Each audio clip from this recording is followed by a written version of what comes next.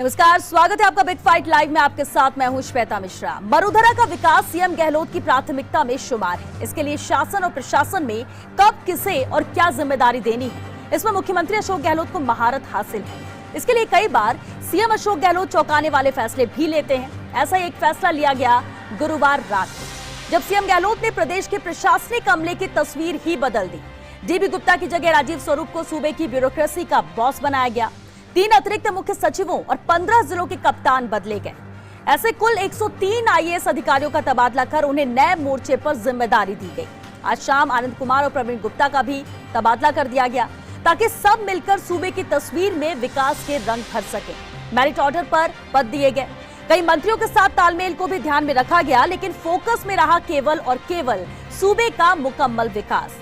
मंशा एक ही है कि शासन और प्रशासन को साथ आना है। कोरोना से जंग में मरुधरा को जिताना है। आर्थिक मोर्चे पर फिर से संभल जाना है। सूबे में निवेश लाना है और निर्यात को बढ़ाना है। समाज के अंतिम तबके तक योजनाओं का लाभ पहुंचाना है। तभी तो सूबे में तैयार की गई है सीएम गहलोत की टीम 2.0।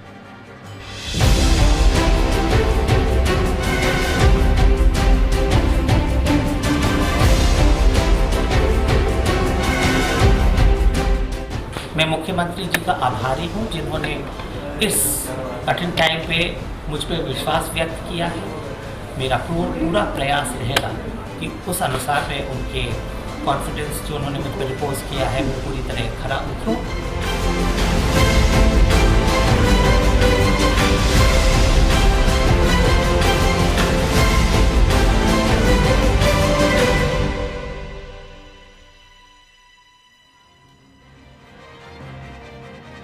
सीएम ने नौकरशाही को दे दिया नया रूप। सूबे के प्रशासन का बदल दिया स्वरूप। मंत्रियों की मंशा का किया पूरा सम्मान। मेहनत और काबिलियत को भी दिया इनाम। ये तबादले सूबे में विकास का खाका खींचेंगे। इसलिए बिग फाइट में आज बहस नहीं, हम चर्चा करेंगे। और चर्चा के लिए हमारे साथ बेहद खास मेहमान मौजूद हैं। चलिए उनसे रूबरू करा दे आपको। हमारे साथ हैं बीजेपी नेता जितेंद्र श्रीमाली जी, कांग्रेस नेता डॉक्टर प्रदीप चतुर्वेदी जी हमारे साथ हैं, वरिष्ठ पत्रकार राजेंद्र छाबड़ा जी हैं, पूर्व आईएएस दामोदर शर्मा जी और साथ ही कांग्रेस विधायक रफीक खान जी भी हमारे साथ हैं। रफीक जी, शुरुआत आपसे ही करते हैं। अक्सर सूची आती रहती है, जरूरत के हिसाब से तबादले किए जाते हैं, लेकिन इस बार जो सूची आई है वो बहुत खास है, बहुत अहम है। कई ऐसी चीजें इसमें देखने को मिली जो एक्सपेक्टेड भी नहीं थी। क्या वजह, क्या उद्देश्य इस सूची में तबादलों को लेकर सरकार का रहा है, मुख्यमंत्री का रहा?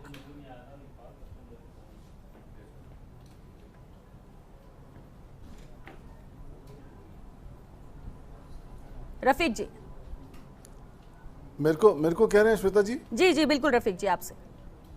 हाँ, देखिए ऐसा है कि बहुत लंबे टाइम से ट्रांसफ़र की लिस्ट ड्यू थी और फरवरी में विधानसभा चल रही थी और फिर मार्च, जैसे ही मार्च विधानसभा का सत्र बीच में ही ख़त्म हुआ और कोरोना वायरस का मामला एक सामने आया और फिर लॉकडाउन हुआ। लॉकडाउन के बाद में जिस तरीके से अधिकारियों ने और स्वास्थ्य चिकित्सकों ने, पूरे स्वास्थ्य मंत्रालय ने और पुलिस प्रशासन ने, एडमिनिस्ट्रेशन ने, कलेक्ट्रेट ने, सब ने मिलकर के जो एक बेहतरीन नमूना दिया, एक एग्जाम्पल सेट किया कि राजस्थान में किस तरीके से हम कोरोना से लड़े।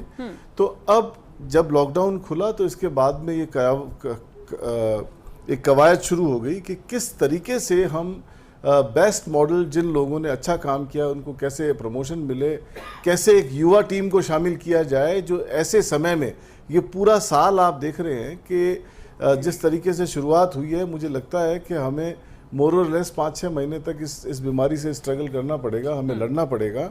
तो जो टीम, जिन लोगों ने बहुत अच्छा कार्य इस दौरान किया, उनको एक तरीके से इनाम दिया गया है और यंग लोगों को इसमें शामिल किया गया है। कुछ ऐसी परेशानियां भी थी, कुछ ऐसे लोग भी थे जो जिनके रिटायरमेंट थे या रिटायर हो गए थे या प्रमोशंस ड्यू थे, तो सबको शामिल करते हुए एक बहुत अच्छा मैसेज पूरे प्रदेश में दिया गया और एक टीम, ऐसी टीम लगाई गई इस काम के अंदर कि आगे आने वाले समय में किसी तरह की कोई परेशानी नहीं आए। ठीक है, इस परफेक्ट टीम बनाने की कोशिश यहाँ पर, हालांकि टीम पहले भी थी, काम कर रही थी, कोविड के दौरान भी बहुत अच्छा काम किया था, लेकिन अब एक और नई टीम और मजबूत बनाने की कोशिश यहाँ कर की गई। जितेंद्र श्रीमाली जी, क्या आप इस बात से इत्तेफाक रखते हैं कि जो काम किए गए हैं अधिकारियों को उसके रिवार्ड के तौर पर भी है? या कुछ और नजर आता है आपको इस लिस्ट में? देखिए श्वेता जी, सबसे पहली बात तो ये कह रहा हूँ, अभी आप जो कह रहे थे कि इसके मुख्य जो उनका उद्देश्य है वो सूबे का विकास है। मैं नहीं मानता इस बात को कि सूबे के विकास को ध्यान में रख करके और ये इस प्रकार के ट्रांसफर्स किए गए हैं। फिर क्या ध्यान इसके रखा गया? पीछे मैं वही बता रहा हूँ, इसके पीछे जो मंशा रही है, आप ये देखें कि यह जो अशोक गहलोत सरकार का जो कार्यकाल है, यह कार्यकाल अंतर विरोध से घिरी हुई सरकार, आंतरिक कलह से घिरी हुई सरकार और इसके अलावा भ्रष्टाचार और कानून व्यवस्था में शून्य केवल बयानबाजी की सरकार के रूप के अंदर ये कार्यकाल तो पूरा आपके 5 साल अंदर का है पहचान किया भाईजान। जाएगा। भाई रफीक साहब साहब, सुनिए, भाई साहब। आपकी सरकार के मंत्री ये कहते हैं कि हमारी अधिकारी सुन नहीं रहे, चाहे गोविंद सिंह डोटासरा मामला हो, चाहे विश्वेंद्र सिंह जी का मामला हो, चाहे सचिन पायलट का मामला हो, अजय प्रताप सिंह खातेरवाद का मामला हो, यहाँ तक कि रघु शर्मा ने के बिना पूछे जिस प्रकार से नियुक्तियां मेडिकल के अंदर हुई थी वह विषय हो, ये सारे विषय हमारे सामने हैं। और जिस प्रकार से मंत्री एक दूसरे के लिए मुख्यमंत्री उप मुख्यमंत्री ये कहते हैं कि मुख्यमंत्री जी को कानून व्यवस्था को संभालना चाहिए, कानून व्यवस्था की चलिए ठीक है, सरकार अंतर रीजन मान रहे हैं, ठीक है, वापस आपके पास सवाल लीजिएगा कि राज्य सरकार ने कोरोना के काल में कितने रुपए खर्च किए। चलिए आप मुद्दे से बता, देखिए हम तो सूची में ही बात कर रहे हैं। प्रदीप चतुर्वेदी जी, ये एक आरोप ये लगाया कि इस सूची में ये साफ नजर आ रहा है। प्रदीप जी चलिए ठीक है, जितेंद्र शिमाली जी ठीक है। प्रदीप जी, एक आरोप ये लगाया कि क्योंकि मंत्रियों के साथ बन नहीं रही थी और इसलिए जरूरत पड़ गई इस सूची की। देखिए, जैसा आपने भूमिका बांधी है इस कार्यक्रम की, उसमें साफ साफ आपने भी कहा है कि अशोक गहलोत माननीय मुख्यमंत्री जो हैं वो अनुभवी हैं, उन्होंने तीसरी बार ये राज संभाला है, इसलिए उनके योग्यता पर कोई शंका करने की बात नहीं उठ रही है। अब सवाल यह है कि काम करने का अपना तरीका होता है। माननीय मुख्यमंत्री जी ने इस पर 4 तरह का वो एक फीडबैक लेते हैं, उनके पास 4 स्तर हैं। उसमें पहला काम वो करते हैं कि मंत्रियों को, प्रभारी मंत्रियों को अपने जिलों में 5-5 दिन रहने के लिए कहते हैं, जिसका फीडबैक उनको पब्लिक से मिले ताकि वो सरकार को अपना फीडबैक दे सकें अफसरों के प्रति। उसके बाद सचिवों को, जो प्रभारी सचिव है, उनको भेजा जाता है। उसके बाद वहां के जो जिला अध्यक्ष, हमारी कांग्रेस कमेटियां होती है, चलिए इस बीच बड़ी खबर आ रही है, 66 आईपीएस के तबादले हुए। एक और सूची यहाँ पर सामने आ चुकी है प्रदीप जी, इस वक्त एक और सूची सामने आ चुकी है जिसमें 66 आईपीएस अधिकारियों के तबादले किए गए हैं। यानी अभी कल 103 आईएएस के तबादले किए गए, हम उसी पर चर्चा कर रहे हैं, लेकिन इस बीच एक और सूची सामने आ चुकी है जिसमें 66 आईपीएस अधिकारियों के तबादले किए गए हैं। ये सूची में हम आपको दिखाएंगे, लेकिन राजेंद्र छाबड़ा जी का रुख करता रहा हूँ। पहली बार मैंने ऐसा देखा है कि इतनी जंबो सूची 103 लोगों की, जिसमें जो टॉप ब्यूरोक्रेट है शीर्ष पर, चीफ सेक्रेटरी से लेकर के नीचे तक का पहला जूनियर ऑफिसर आईएएस उसको शामिल किया गया है। अमूमन ऐसा होता नहीं है, बड़े लोगों की सूची एक निकाली जाती है, छोटे लोगों की सूची एक निकाली जाती है, लेकिन ये सूची एक साथ निकाली गई है। इसका कारण ये हो सकता है कि ये ओवर ड्यू सूची हो गई थी, कई दिनों से ये सूची अटकी हुई थी, विधानसभा सत्र के बाद में फिर कोरोना संकट आ गया उसके बाद में, लेकिन इस सूची का आना बहुत जरूरी था जी। और ऐसा पहली बार हुआ है कि शीर्ष स्तर पर बड़े सीनियर आईएएस एसीएस लेवल के लोग हटाए गए हैं। मुख्य बात तो यह है कि चीफ सेक्रेटरी डीबी गुप्ता को हटाया गया है, जो कल शाम तक जिनके साथ में सब कुछ ठीक ठाक चल रहा था, रात में अचानक क्या हुआ, उन्हें क्यों बदला गया। राजीव स्वरूप को बनाया जाना था, ये हमको पता था। फर्स्ट इंडिया में हम बराबर कहते रहे कि राजीव स्वरूप चीफ सेक्रेटरी जरूर बनेंगे, और वो बनते भी, लेकिन डीबी गुप्ता के रिटायर होने के बाद बनते। कल अचानक ऐसा क्या हुआ कि डीबी गुप्ता को हटा करके राजीव स्वरूप को बनाया गया। ये आज भी पूरी ब्यूरोक्रेसी में, पूरे प्रशासनिक और राजनीतिक हलकों में चर्चा का विषय है। डीबी गुप्ता को हटा सकते हैं, लेकिन बिल्कुल छाबड़ा जी, आपने कहा कि ये प्राथमिकता में थे, यानी राजीव स्वरूप का ही नाम था, बस टाइमिंग को लेकर थोड़ा चर्चाओं में आ गया कि इसको पहले क्यों कर दिया गया। लेकिन क्या मुख्यमंत्री की पहली पसंद राजीव स्वरूप ही थे? जब रिटायर होते डीबी गुप्ता तब भी राजीव स्वरूप को ही बनाया जाता? हाँ, ये हम इसलिए कह रहे हैं, राजीव स्वरूप ने जो कोरोना में जिस तरह से काम किया, एसीएस होम में जिस तरह से उन्होंने 1-1.5 साल तक काम किया और पूरी पुलिस प्रशासन को चुस्त दुरुस्त करके रखा, जो पिछले 2-3 जो एसीएस होम रहे थे उनके कार्यकाल में पुलिस प्रशासन का ढांचा बिल्कुल बिगड़ गया था। राजीव स्वरूप ने 1.5 साल में बहुत अच्छा किया। और अभी कोरोना के संकट में 3 महीने तक उनका जो काम था वो बहुत प्रशंसनीय था और मुख्यमंत्री उससे बहुत प्रभावित थे। निश्चित रूप में राजीव स्वरूप ने बहुत मेहनत की 3 महीने तक, और अपना पूरा उन्होंने क्षमता और प्रतिभा का प्रदर्शन किया। इसलिए ये तो तय था कि उन्हें मुख्य सचिव को एक बार बनाया जाएगा, जब वो रिटायर हो तो मुख्य सचिव रिटायर कहलाए, ऐसा हम मान के चल रहे थे। लेकिन ऐसा अचानक हो जाएगा, रातों रात हो expected जाएगा, नहीं था। इसकी उम्मीद ये नहीं। एक ही सूची में सब नाम सामने आएंगे, ये पहले से संभावित नहीं था, ये एक्सपेक्ट किसी ने नहीं किया था। पूर्व आईएएस दामोदर शर्मा जी भी हमारे साथ है। दामोदर जी, एक बात सामने आ रही है, हालांकि इससे पहले भी कहा जा रहा था कि मंत्री बहुत शिकायत कर रहे हैं, अधिकारी सुनते नहीं, काम किया नहीं जाता है, और कई जगह से मंत्री और अधिकारियों के आमने सामने होने की तस्वीरें भी आई, शिकायतें भी आई, और अब जब ये सूची आई तो उसमें से उन अधिकारियों को भी हटाया गया है। क्या आपको लगता है कि इसमें मंत्रियों की शिकायतों को तरजीह दी गई और सेक्रीफाइस कहीं ना कहीं ब्यूरोक्रेट्स को करना पड़ा?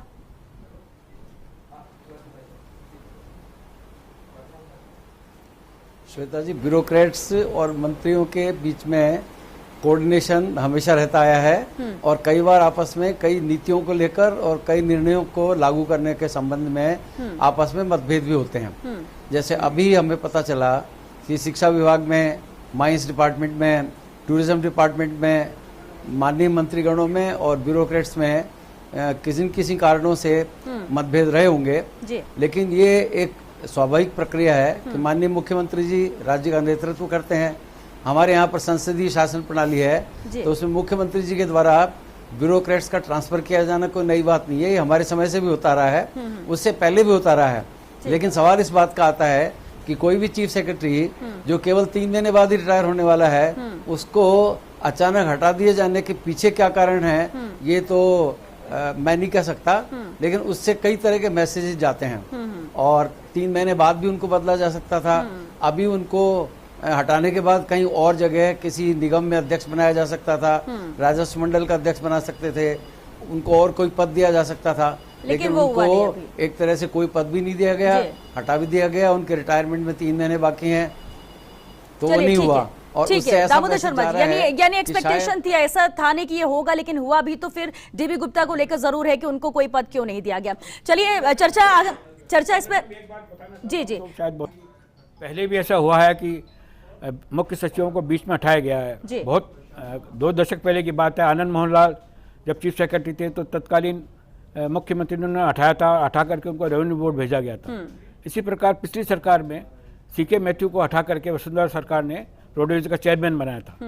कल भी यदि डीबी गुप्ता को हटाना था तो हटाने में कोई दिक्कत नहीं थी, सीएम की अपनी मर्जी है, अपनी पसंद है, लेकिन हटाने के बाद में उन्हें कहीं पद स्थापित किया जाना चाहिए था। ये पहली बार हुआ है कि एक मुख्य सचिव को हटा करके एपीओ किया गया है। प्रशासनिक दृष्टि से ये गरिमापूर्ण नहीं है और इससे ब्यूरोक्रेसी में मैसेज अच्छा नहीं गया है। बिल्कुल, यानी कि कुछ इसमें कोई ना कोई पद देना चाहिए था, ऐसा नहीं हुआ है पहले कि आपको कोई जिम्मेदारी नहीं दी गई। अब जो कल जो 4 पद इनको दिए जा सकते थे, जो मुख्य सचिव है अगर वो सीनियर होता तो सचिवालय से बाहर रखना पड़ता उसको। सचिवालय से बाहर 4 पद थे, 4 पद कल भर दिए गए, नए लोग लगाए गए। अब ऐसा कोई पद बचा नहीं है जहां पर डीबी गुप्ता को एडजस्ट किया जा सके। केवल एक पद है रोडवेज चेयरमैन का, लेकिन वहां भी लगाया जाना था तो कल की लिस्ट में लगाना था, नहीं लगाना था तो आज सुबह लगाना था। आज पूरा दिन निकल गया। डीबी गुप्ता मुख्य सचिव मुख्यमंत्री से मिल भी चुके हैं, लेकिन इसके बावजूद अब तक कुछ ऐसे मिला नहीं कि उनको कोई जिम्मेदारी ऐसी दे दी गई। रफीक खान जी, बस इस पूरी सूची में इसी नाम पर सीएस के जो तबादले हुए हैं, राजीव स्वरूप को नई जिम्मेदारी दी गई है, उनके अच्छे काम को देखते हुए पहली पसंद भी वो मुख्यमंत्री के रहे हैं, लेकिन डीबी गुप्ता को हटाना, ये सवाल जी। देखिए, डीबी गुप्ता जी हमारी सरकार के आने से पहले मुख्य सचिव थे और ऐसी कोई मंशा अगर होती तो 1.5 साल पहले होती। ऐसी कोई मंशा सरकार की नहीं है। ये सबसे पहले हमें बधाई देनी चाहिए राजीव स्वरूप जी को कि उनके अच्छे काम को देखते हुए जो जिस तरीके का काम एसीएस होम रहते उन्होंने किया, ये उनको एक रिवार्ड दिया गया मुख्यमंत्री जी द्वारा। और जिस राज्य को एसीएस होम ने एक रोल मॉडल बना दिया पूरे देश में, पूरी सारी चाहे हेल्थ डिपार्टमेंट हो, चाहे एडमिनिस्ट्रेशन हो, चाहे होम डिपार्टमेंट हो, सब ने मिलजुल के बहुत अच्छा काम किया। और मुख्यमंत्री जी की और राजस्थान सरकार की खाली हम लोगों ने और मीडिया ने तारीफ नहीं की, प्रधानमंत्री नरेंद्र मोदी जी ने भी इनकी तारीफ की कि बहुत अच्छा मैनेजमेंट और बहुत अच्छा काम रहा। तो काफ़ी सोच समझ के लिए गए निर्णय हैं। और मैं अपने साथियों से भी कहूँगा कि ये समय जो है ये किसी ऑर्डर को एनालिसिस करने का, आप ये देखो बहुत यंग टीम लगाई गई है, चाहे अपने जेडीसी को देखो, आप जयपुर कलेक्टर को देखो और दूसरे अधिकारियों को देखो, बहुत अच्छे से बहुत नए अधिकारियों को कलेक्टर लगाया गया है, यंग लोगों को कलेक्टर लगाए गए हैं। तो ये इस बात का द्योतक है, इस बात को साबित करता है कि राजस्थान सरकार एक बार फिर पूरी टीम बना के, जैसा दिख रहा है, जब लॉकडाउन चालू किया था तो 50-60 आदमी पॉजिटिव आते थे, आज पॉजिटिव की संख्या उस वक्त से ज्यादा है। तो लॉकडाउन खुले रहते हुए हम इसको कैसे कंट्रोल कर सकते हैं और इसमें किस तरह की टीम चाहिए, वो एक नया बेड़ा बनाया गया है। जितेंद्र श्रीमाली जी, और आपने सुना, मैं पूरी आपने उम्मीद सुना रफीक करता खान हूं जी को कि एक कि मजबूत राजीव टीम बनाने की स्वरूप कोशिश के है, युवा को जिम्मेदारी दी गई है, कई ऐसे नाम यहाँ पर सामने भी आए हैं। तारीफ करनी चाहिए इस चीज की, रिवॉर्ड के तौर पर ही जिन्होंने इस कोविड के दौरान जो अभी जिक्र भी आप कर रहे थे, तो एक अच्छा काम किया, रिवॉर्ड के तौर पर दिया गया कि हाँ आपको जिम्मेदारी नहीं दी। तो चाहे कुछ भी कहें, हाँ। पर ये भी जानते हैं, क्योंकि जब बाड़ेबंदी हुई और बाड़ेबंदी के अंदर बंद कमरों के अंदर अलग अलग मंत्रियों से और एमएलए से जो उनकी महत्वाकांक्षाओं को पूरा करने के लिए जो वादे किए गए मुख्यमंत्री के द्वारा, उन वादों की झलक बिल्कुल क्लियर कट बात है, ये उन वादों की झलक इस ट्रांसफर के अंदर दिखाई देती है। ये जो मंत्रियों की अनर्गल महत्वाकांक्षाएं थी, उन महत्वाकांक्षाओं को पूरी करने के लिए अशोक गहलोत साहब ने इस सूची को बनाया है। इसीलिए अगर ठीक है, क्या महत्वाकांक्षा है, क्या पूरा हो गया, क्या मंत्रियों के मन का हो गया, और नए क्या मंत्रियों के मन का हो गया, और उन्होंने अगर कोरोना में बहुत अच्छा काम किया होता तो उनको फिर उनकी जगह ट्रांसफर करने की जरूरत कहाँ थी। जिन लोगों ने कोरोना काल में अच्छा काम किया होता तो उनको भी ट्रांसफर कर दिए, और जो व्यक्ति 3 महीने बाद रिटायर होने वाले हैं उस व्यक्ति के साथ में अपने अपमान करके और आपने उसको घर बचा दिया। ये सूची जो है वो केवल एमएलए और मंत्रियों की महत्वाकांक्षा, अनर्गल महत्वाकांक्षाओं को पूरा करने का एक माध्यम। ये विपक्ष में होने के नाते आप ऐसा कह रहे हैं, या वाकई में आपको ऐसे लगता है जितेंद्र श्रीमाली जी? क्या ये विपक्ष में होने के नाते आप ऐसा कह रहे हैं, या वाकई में आपको ऐसा लगता है? ये वास्तविकता इसलिए है, देखिए रूटीन के अंदर ट्रांसफर हमेशा होते रहे, रूटीन के अंदर ट्रांसफर होते हैं, कोई दिक्कत नहीं है, परंतु हमको ये बात पता है, जयपुर कलेक्टर अभी जब जगरूप सिंह जी यादव कुछ समय पहले रिटायर हुए और उसका पूरा कोरोना का रफीक साहब कह रहे थे बहुत अच्छा काम किया, तो बहुत अच्छा काम किया, तो फिर ये ट्रांसफर करने की, इसका ट्रांसफर करने की दामोदर शर्मा जी के अनेक ऐसे अधिकारी दामोदर शर्मा जी, जिन्होंने आपसे सवाल है सर, ये जो नाम है, क्या वाकई में आपको भी लगता है कि कुछ नामों के साथ इंसाफ नहीं हुआ? श्वेता जी, हाँ जी सर,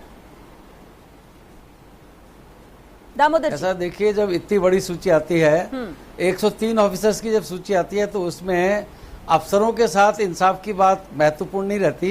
महत्वपूर्ण ये रहता है कि सरकार को किससे क्या काम लेना है और किस प्रकार से कोऑर्डिनेशन बिठाना है।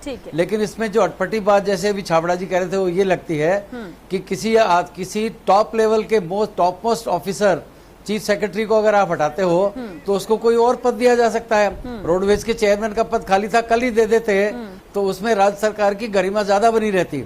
अब सवाल यह है, डीवी गुप्ता जी के पास तो ऑप्शन एक ही बच गया कि वो अपना वॉलंटरी रिटायरमेंट जल्दी लेकर के और सरकार से विदा हों, क्योंकि उसके अलावा उनके पास कोई एपीओ रहने का तुक नहीं है। और वो जब चीफ सेक्रेटरी रहे हैं 1.5 साल तक, तो उनको एपीओ रहने से या बिना किसी काम के बैठने से कोई मतलब नहीं है। लेकिन सवाल ये है कि क्या हम इस कोऑर्डिनेशन को और बेटर तरीके से कर सकते थे।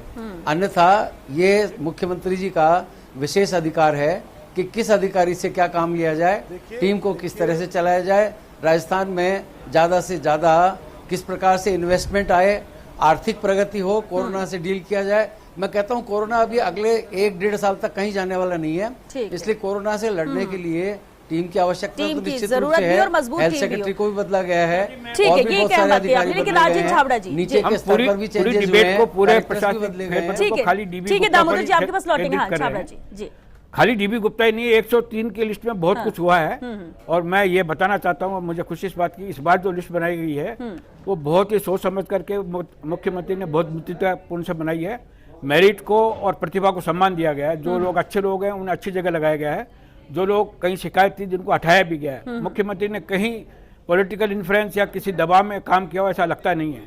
और ये पूरी लिस्ट पहली बार ऐसा लग रहा है कि मुख्यमंत्री ने खुद ने बनाई है और अच्छे लोगों को अच्छी जगह दी गई है। बिल्कुल, यानी पूरी तरह से फोकस मुख्यमंत्री का इस लिस्ट में आपने यही कहा था कि बहुत अच्छी सूची आई है, परंतु उसका काम जो छाबड़ा जी पूरी तरह से मुख्यमंत्री का फोकस रहा है। मुख्यमंत्री के ही पसंद, मुख्यमंत्री को मालूम था कि कहां पर किसे रिवॉर्ड देने, क्योंकि पिछले महीनों के काम फीडबैक लगातार लेते रहे। वो वीडियो कॉन्फ्रेंसिंग कर एक अधिकारी से जुड़े हैं। वो आपको लगता है उसी आधार पर ये लिस्ट बनी है? बिल्कुल, देखिए मुख्यमंत्री जी हटाते तो जनवरी 19 तो उसमें 3 लोगों की मुख्य भूमिका होती है। एक मुख्यमंत्री खुद, एक मुख्य सचिव और एक सेक्रेटरी टू सीएम। जब मुख्य सचिव खुद ही बदल देंगे तो ये तय है कि मुख्य सचिव का इसमें कोई रोल रहा नहीं है।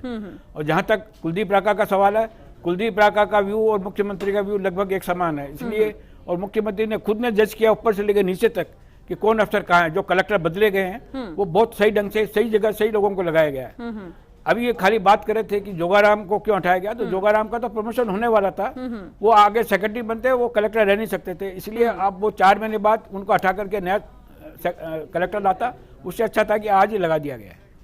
बिल्कुल। जितेंद्र श्रीमाली जी, देखिए आप अलग अलग रीजन है, ठीक है सबके, लेकिन बेहतर तरीके से जिस तरह से छाबड़ा जी ने भी बताया कि क्या क्या चीजें हो सकती है, किन चीजों को फोकस किया गया अभी कुछ समय पहले चतुर्वेदी जी ने अपने बात में ये बात कही कि हमने कार्यकर्ता, हमारे कांग्रेस के जो कार्यकर्ता हैं, नेता हैं, उनसे फीडबैक लिया अधिकारियों का। मेरे को ताज्जुब हो रहा है कि आप एक तरफ बात कर रहे हैं कि विकास को ध्यान में रखा गया है। अगर यही बात मैंने 4 श्रेणियां बताई हैं, इस बात को मैंने 4 श्रेणियां बताई हैं, इस प्रकार का, उसमें एक वो भी है, एक वो भी है, इसके अलावा सचिव, प्रभारी सचिव और वहां के प्रभारी मंत्री भी शामिल हैं। आप ये नहीं कह सकते, वो भी एक बात है, इसका वो भी एक भाग है, और वो हमारा सिस्टम है, उसमें फीडबैक आता है।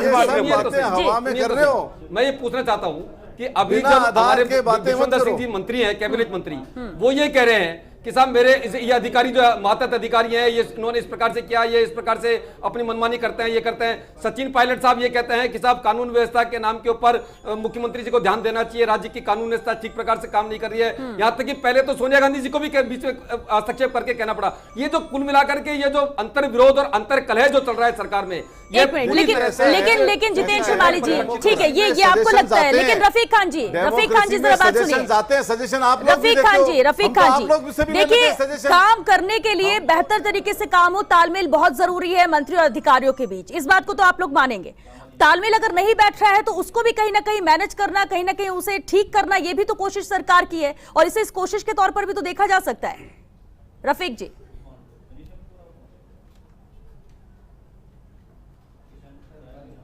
मैं ये कहना चाह रहा हूं जी, अगर ये हटाने और करने की बात करें तो सीनियर अधिकारी के लिए ऐसे शब्द यूज नहीं करने चाहिए। अगर कांग्रेस सरकार की मंशा नेगेटिव होती तो 2019 में जब 18 में हमारी सरकार बनी तभी कोई फैसले होते। साहब एपीओ तो उसको किया जाता है जिसके खिलाफ कार्रवाई करनी होती है, एपीओ उस अधिकारी को किया जाता है। बहुत अच्छा काम किया, उनके लिए टाइम बहुत कम बचा हुआ था, इसलिए एक सजा नहीं, ये सरकार का प्रावधान है और उनको प्रमोशन दिया गया। और ये टाइम, इस टाइम में कोरोना से लड़ने में जो उनकी भूमिका रही उसका इनाम दिया गया उनको, ताकि वो आने वाले समय में, इसी पे जवाब आने वाले समय में चीफ सेक्रेटरी बनके राजस्थान की सेवा कर सके और राजस्थान को जो कोरोना की बीमारी में हम सब मिलके लड़े हैं उसमें शक्ति मिले, ऐसा सोच के इस विजन से फैसले लिए गए। इनको स्वागत करना चाहिए, तमाम राजनीति से ऊपर उठ करके इनको ये चाहिए कि हमारा साथ दें, सरकार के साथ खड़े हों, ताकि हम मिलजुल करके इस लड़ाई को लड़ें। तो आप राहुल गांधी जी को कहिए, ठीक है, दामोदर शर्मा जी आप ही का जवाब दे रहे हैं। जितेंद्र श्रीमाली जी, आप ही जो बार-बार एक आरोप लगा रहे हैं। दामोदर शर्मा जी बार-बार जितेंद्र श्रीमाली जी का कहना यही है कि अधिकारियों के साथ मंत्री की नहीं बनती और इसलिए मंत्रियों ने ये करवाया, उनकी पसंद को ख्याल रखा गया, और वहां पर चाइना का सपोर्ट करेंगे, ये विषय वस्तु ही नहीं है। दामोदर जी एक मिनट सर, विपक्ष के सहयोग की बात कर रहे हैं। ठीक है जितेंद्र जी, मंत्रियों के साथ अधिकारियों की ऐसा है श्वेता जी, अधिकारियों की और मंत्रियों के आपस में कई बार तालमेल नहीं बैठता है, तो उसमें परिवर्तन तो किया जा सकता है, लेकिन वो परिवर्तन इस तरह से किया जा सकता है कि उसमें पता भी नहीं चले। 103 लोगों की लिस्ट में काफी परिवर्तन किए गए और अधिकारियों और मंत्रियों की जिन जिन की नहीं बनती थी उन सारे अधिकारियों को बदल दिया गया। तो अधिकारी बदलने के बाद दूसरे अधिकारी भी तो आईएएस ही लगे हैं, तो वो जो दूसरे अधिकारी आईएएस लगे हैं वो आपकी नीतियों को तो निश्चित रूप से क्रियान्वित करेंगे, लेकिन कोई वो ऐसा निर्णय नहीं ले सकते या ऐसी नीतियों को और ऐसे निर्णयों को लागू नहीं कर सकते जो कि अपेरेंटली गलत लगते हों, और अगर वो अच्छे नहीं लगते हैं, आईएएस की जगह लगा तो आईएएस रूल्स ऑफ बिजनेस के हिसाब से नहीं होते हैं, तो अधिकारी सतत उनकी प्रोसेस पालना है, नहीं कर सतत सकते। प्रक्रिया है, ट्रांसफर और की आईएएस ठीक है, लगा है, राजेंद्र तो छाबड़ा इसलिए वो जी। काम करेगा, ठीक है। लेकिन अगर कोई डिसीजन ऐसा होता है जिसको इम्प्लीमेंट करने श्वेता में जी। दिक्कत आती है तो मुख्यमंत्री जी को बता सकता है, जाके मुख्य सचिव जी को बता ठीक सकता है। है। रफीक जी, इस पर लेकिन अपना मुख्य सचिव जी बदले गए, आप कुछ कह रहे हैं, लेकिन और एक लाइन में बात मुख्य खत्म सचिव करिए, जी सर, नए वक्त भी लाए खत्म गए, हो रहा है। वो भी रफीक अच्छी जी। बात है, दोनों का ही 4-4 महीने का टाइम श्वेता था। जी, जी मैं ये कह रहा हूं कि क्या आईएएस अधिकारियों की जगह कोई तहसीलदार थोड़ी लगाए हैं, आईएएस अधिकारियों की जगह आईएएस ही लगाए हैं। चलिए ठीक है, देखिए सवाल तो उठते हैं, जब सूची आती है तो हर कोई किसी का नजरिया अलग होता है। प्रमोशंस हुए, ठीक है, कुछ लोग रिटायर हुए, तो चलिए। इन सब बातों को लेके एक नई टीम तैयार की है, इनको स्वागत करना चाहिए। ट्रांसफर में राजनीति कर रहे हैं। ठीक है, अरे लेकिन चलिए ठीक है, रफीक जी राजनीति मत आपकी करो। बात पूरी हुई सर। राजेंद्र कोरोना से छाबड़ा लड़ो। देखिए सूची जो आई है इसके बीजेपी बाद कांग्रेस एक मत नाम लड़ो डीबी आपस गुप्ता में। को लेकर जो कोरोना भी से चर्चा लड़ो, भी हुई उसको कि उनको भगाएंगे अपन। एपीओ कर दिया गया, उनको कोई पोस्ट देनी चाहिए थी, कोई जिम्मेदारी देनी चाहिए थी, और इसलिए सवाल इसे लेकर उठ रहे हैं। लेकिन जब 103 नामों की सूची आती है तो आप सोचिए कि सबको खुश किया जाए तो ऐसा किया नहीं जा सकता। जहां जिसकी जरूरत होती है उस अकॉर्डिंग उन्हें लगाया जाता है। तो अब अगर यह आरोप लग रहा है कि मंत्रियों की पसंद को ख्याल रखा गया, तो यह भी तो सरकार की जिम्मेदारी बनती है कि तालमेल बनाकर काम करें, क्योंकि जनता के ही काम है जो उन्हें। तो ऐसे में आपको क्या लगता है कि बैलेंस्ड है ये सूची जो आई है, जैसी जो जिम्मेदारी दी जानी चाहिए थी? देखिए, मोटे तौर पर ये कहा जाता है कि जितने ब्यूरोक्रेट्स मंत्रियों से झगड़ते हैं या जिनका मंत्रियों से टकराव है, उसमें ब्यूरोक्रेट को ही बलि का बकरा बनना पड़ता है, उनको हटाना पड़ता है। इसी सूची में भी ऐसा ही हुआ है, जहाँ जहाँ मंत्री से ब्यूरोक्रेट का टकराव हुआ उसको हटाया गया है। लेकिन एक बहुत अच्छा उदाहरण है गौरव गोयल का। उनका ओपन झगड़ा हुआ मंत्री जी से, लेकिन गौरव गोयल को मंत्री खान से हटा करके और अच्छी जगह लगाया गया है। वो बहुत जूनियर अफसर है, लेकिन उसके बावजूद उन्होंने जेडीसी जैसा प्रतिष्ठापूर्ण पद दिया गया है। ऐसे और कुछ अधिकारी हैं जिनको मंत्री से टकराव जेडीसी लगाया गया, प्रमोशन किया गया है। ये कहना है कि मंत्री से टकराव का खामियाजा ब्यूरोक्रेट को उठाना पड़ रहा है, ऐसा नहीं है। मुख्यमंत्री ने बहुत ध्यान रखा है, मेरिट पर जहाँ जो अच्छा अफसर जहाँ उपयुक्त लगा उसको वहाँ लगाया गया। इस सूची के बारे में यानी आलोचना या इसका विरोध करने का जिस तरह से आपने गौरव गोयल का एग्जांपल दिया, तो उनको तो अच्छी जिम्मेदारी दी गई है, ऐसा तो नहीं कि कोई पनिशमेंट दे दिया गया है। ये तो इस तरह से ऐसा नहीं है। ऐसा नहीं। बिल्कुल। एक बात और भी है कि हमारे यहाँ अच्छे अफसरों की पिछले कुछ समय से कमी है। बहुत से अफसर हमारे दिल्ली चले गए हैं, लेकिन जो अफसर मौजूद हैं उनमें जो जिसके उपयुक्त है उसको वहां लगाया। एग्जाम्पल के लिए रोहित कुमार सिंह को अगर वहां से हटाया गया है तो राजीव स्वरूप की जगह उनको होम का बड़ा जिम्मेदारी सौंपी गई है। तो ये कहना कि साहब कोरोना में अच्छा काम किया रोहित कुमार सिंह ने और उनको वहां से बदल दिया गया, ऐसा नहीं है। क्योंकि रोहित कुमार सिंह को काफी टाइम हो गया था, उनको बदलना था और उनको होम में काम दिया गया। होम बहुत अच्छा डिपार्टमेंट है। इसी प्रकार नरेश पाल गंगवार को बहुत अच्छा काम दिया गया है। अजिताभ शर्मा को बहुत अच्छा काम, बहुत अच्छी कुल मिलाकर रिवॉर्ड ही दिया गया है। बैलेंस ये सूची बनाई गई है, जो ट्रांसफर किए गए हैं, जहां जिसकी जैसी जरूरत थी उसकी काबिलियत के हिसाब से ये इनाम है। इस तरह से हम इस लिस्ट को देख सकते हैं। चलिए, बहुत शुक्रिया आप सभी का इस चर्चा में शामिल होने के लिए।